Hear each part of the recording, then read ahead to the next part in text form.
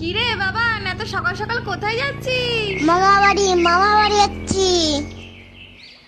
খাও বাবা খাও, বেশি কিছু করতে পারিনি। ও মিনু, জানা টেবিল ফ্যানটা নিয়ে আয়, তোর জামাইবাবুর গরম লাগছে যে।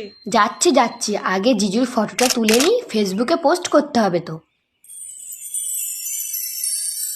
বাবাকে বড় থালায় দিলে, আমাকে ছোট থালায় দিলে কেন?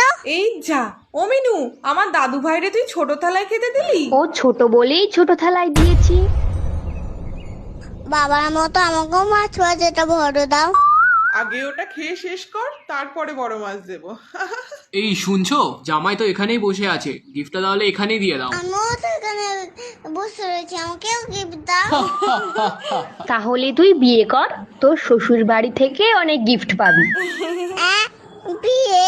ঠিক আছে, তাহলে আমি কালকে বিয়ে করবো। তাহলে আমি অনেক গিফট পাবো তো।